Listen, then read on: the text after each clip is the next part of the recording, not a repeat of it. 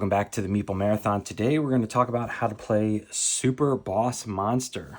This is a new standalone version of Boss Monster where they've now added your little minion Meeples that can go out into the town and help you do a little card mitigation or possibly drag in some more symbols for you to attract heroes into your dungeon.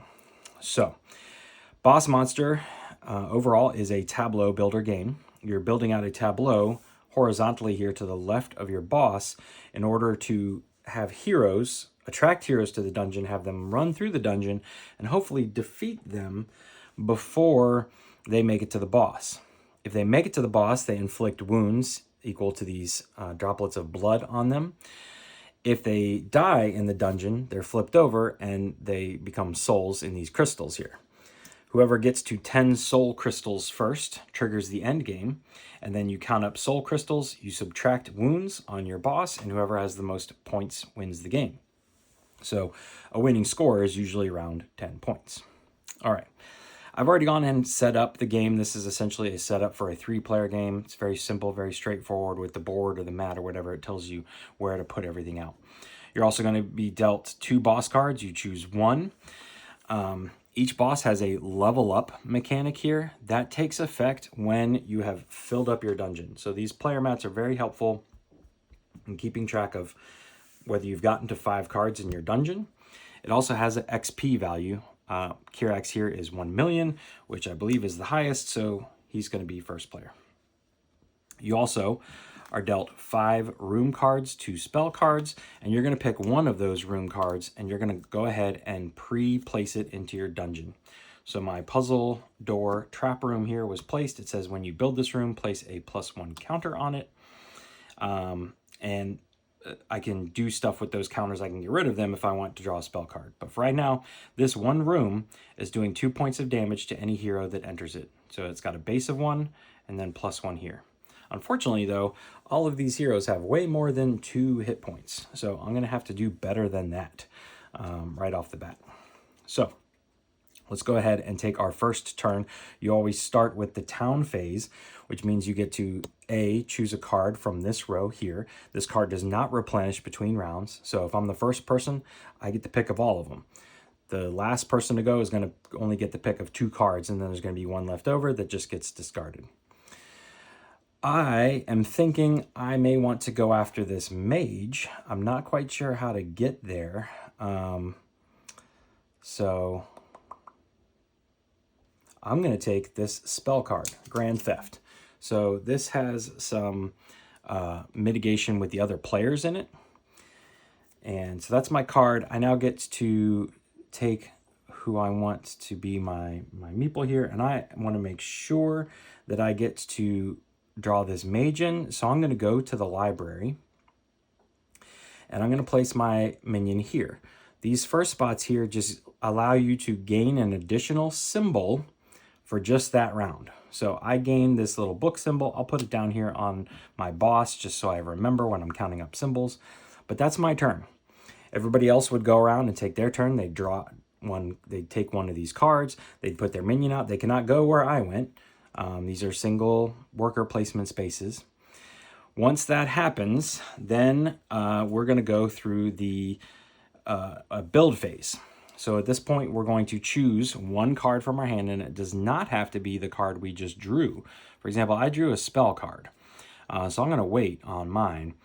And let's see. I think what I'm going to do actually is go right here and play this traveling library trap room. Okay. This location gives me another spot that only my minion can go in the future, but it just allows me to draw a spell card at the cost of a room card. So I've played mine. Technically, you're going to play these face down while everybody's thinking. Once everyone is chosen, you'll flip them face up.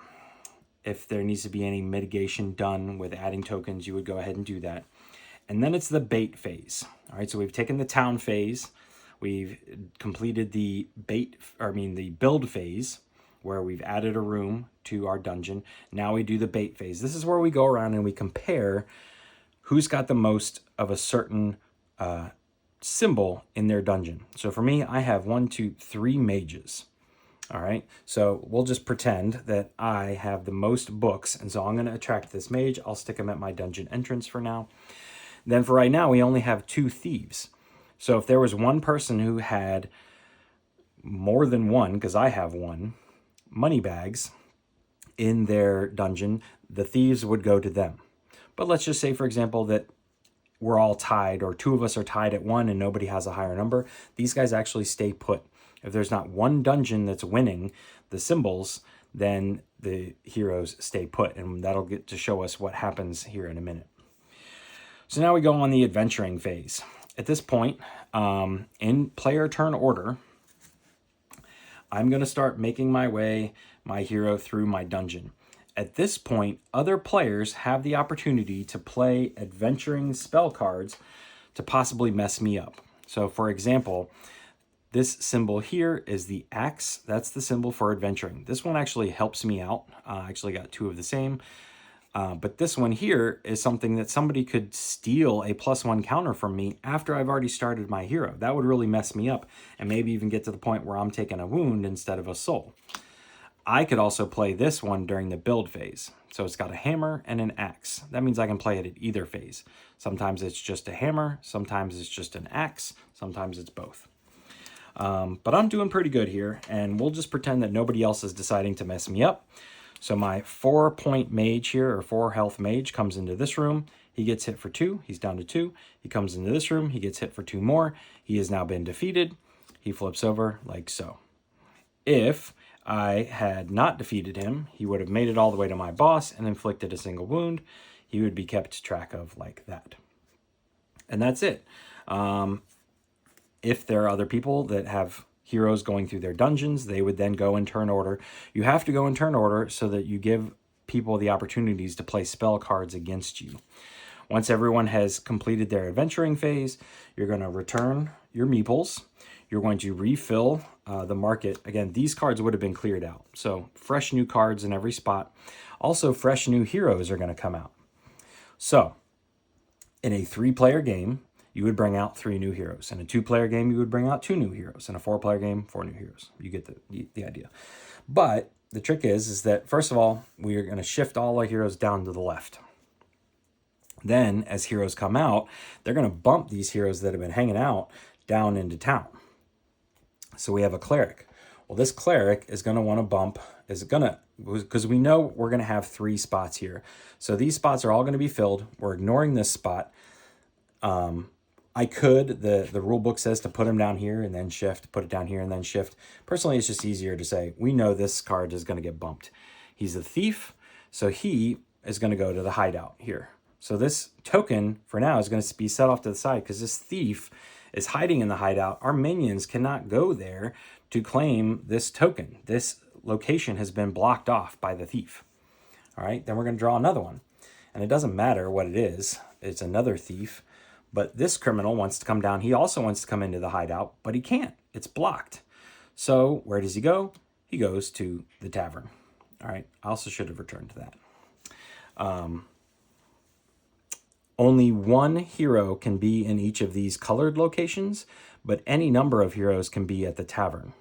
All right, and we'll talk about the importance of that here in a minute. And then we would draw our last hero out. So now we have a cleric, a thief, and a gladiator. We also have 2 thieves essentially down here. We come back around. I would have passed this token, but when it comes back around to me, my turn in the town phase is exactly the same, except for there's one critical difference of where I can send my meeple now. I could send my meeple to taunt these 2 heroes if I want. And it doesn't matter how many symbols I have of their symbol. All right, so let's just pretend I added this room and we are, I'm deciding where to put my meeple, and I wouldn't have built that yet, actually, sorry. And I want to take this criminal. This guy's going to come in with 8, but also since he's been hanging out in the hideout, he's gotten stronger. So he actually is going to come in with a +2 heart on him. So he's actually a 10. He's pretty tough. The criminal, though, has been sitting at the bar and has been getting drunk, and he's going to come in with a -2. So he's actually easier. All right. So that is where I have placed my minions and taken my turn. Then we will do a build phase. So I'll go ahead and I'll play this one here. It says you may move counters. I'm not going to worry about counters for right now. So we're good to go. Now, at this point, I'm going to get something ready here. We would now have the bait phase. So counting up my things, I would say I have 1, 2 money bags. Well, maybe that's the winning number. So I would take this thief. All right. But also, I'm going to take this thief, or this criminal, only because my minion is here baiting him into the dungeon. My minion was not able to go and get me extra symbols. He was not able to help me out with card mitigation. His sole job was to go neener, neener, neener to this criminal, and the criminal chases him back to the dungeon.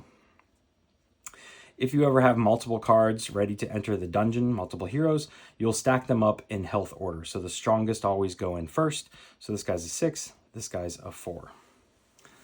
And the minion can stay there or he can come back, it doesn't matter. Now, and we'll just say that these guys got brought out here. This guy stays put. He hangs out until somebody takes him, continuing to push other thieves into the tavern. But now my heroes would go through. Maybe this time I have to play this grand theft card to steal somebody else's counter in order to take him out. And this guy should be pretty easy. And so I have taken out 2 more souls. I guess I could stack them up like this if I wanted to, so I could keep track of them more easily. But there you go. That is essentially how you play Super Boss Monster. If you fill up all of your rooms here, we'll do this, and we'll do this. Then your level up triggers on your boss. For me, it gives me a new spot that allows me to gain basically all the symbols until the end of the turn. Sometimes they're one-off effects. Sometimes they're passive effects. Sometimes they're like place a minion spot that opens up. The only other thing we haven't talked about here is the advanced rooms. So if you have an advanced room in your hand, it cannot go into an empty spot. We talked about that. It has to cover up an existing room. And it has to cover up a room with a shared symbol. So unfortunately right now, I don't have any sword symbols on any of my rooms. Let's see if we can find one here. They are not to be had at the top of this deck. So here we go. Let's just say, instead of this, I had this here. And I even had that. All right. If I want to play this Fang Root Jungle, see, it's giving me 3 and it gives me +1 anytime I have somebody come from here. So it's a pretty good card. This one's 3.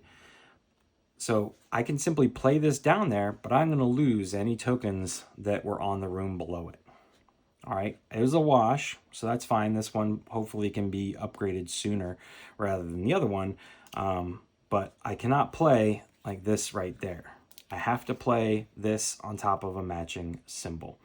There are some cards that allow you to shift up like this and allow you to utilize the things that are underneath it. So don't get rid of the card you cover up. Keep it there. And that's it. You keep going through rounds and rounds until somebody has reached either 10 souls or this deck runs out. Now, at some point here, we're going to run out of regular heroes and we're going to find epic heroes that are placed at the bottom. These guys are just harder. They have higher health, they have higher wounds, but they also offer more souls.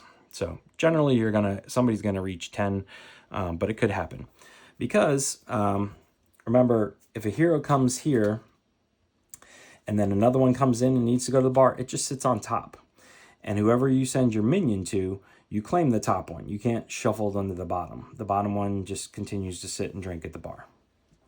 But that's it. Pretty quick and easy. This is a game not to be taken too seriously. There's a little bit of take that element. But again, if you play it lighthearted, it should have no problem having fun with it. There is a solo mode, which is also new to Boss Monster here in the Super Boss Monster box. So let's talk about that next. All right, so we're now set up for a solo game. And it looks a lot like the standard game. You're basically only ever going to use 2 slots for room cards and 1 spell card. So this is going to be what you choose from. These locations are exactly the same. The biggest difference is the tavern here. Heroes can never enter the tavern. If they do, you're dead. Also, up here changes. You'll notice these numbers here, which are important for how you lure heroes into your dungeon, because you're the only player out here. You're always going to have the most of any given symbol. So you're going to take your turn exactly the same you would as in a multiplayer game. You're going to pick one of these cards. You're going to send your little minion out here. Maybe we'll go here to get this again. And then we're going to have a build phase. So let's just say I place this here. All right. The biggest difference between the solo phase and the standard phase is the lure phase, how we lure people into our dungeon. It's important to keep them up here in order, where it's 1, 2, 3, and 4, and always shift them to the left when room is cleared, because this thief needs 1 money bag in the dungeon in order to attract it. So I have 1 money bag. It's on my boss here, so I'm going to attract this thief. This mage requires 2 books in its dungeon. I actually have 3, so I meet the requirement. This mage is also going to come to my dungeon. This thief, however, requires 3 money bags. I do not have 3 money bags. I only have 1, so this thief stays out there. All right. The adventuring phase happens exactly like it would. Blah, blah, blah. Let's say this guy hit me, and this one I was able to kill. When we go back to refreshing the hero row, these cards also would go away. So, it would look like this. New ones would come out. There we go. And this would go back. But now in a solo game, you're always going to bring out 3 new heroes. So this one is going to come down, and similar to last time, it's going to come down here, but instead of going into the hideout, it's going to go always into the temple first. Then this criminal would come out, boom, boom, boom. Let's say down the road, I continue to not be able to get rid of this thief, and another card has to come down. It would go into the stadium, and they would keep filling up from left to right. If a hero ever needs to enter the tavern because these other 4 locations are full, you lose the game. All right. You either lose the game this way, or you make it through the entire stack of heroes and you count up your score and compare it against a chart in the rule book. So that is one of the disadvantages to this solo mode, is that it is essentially a beat your own score mode. It's a, get highest score, try and get the highest score type of match. Some people don't like that, but it is a great way to get used to the game, to play the game. The combos of the rooms and how they interact together are still the same. So if you're interested in learning how to play the game or get better at the game, the solo mode is a great way to go about that and move on. Setup is exactly the same, except there are a few cards you're going to remove from the decks because they are interacting with other player cards and they don't make any sense to have in a solo mode game. But other than that, plays almost exactly the same. So there you go. That is the solo mode, and in its entirety, how to play Super Boss Monster. If you have any questions, please feel free to let me know in the comment section below. I'll do my best to answer them. Otherwise, thanks for watching. Have a great day.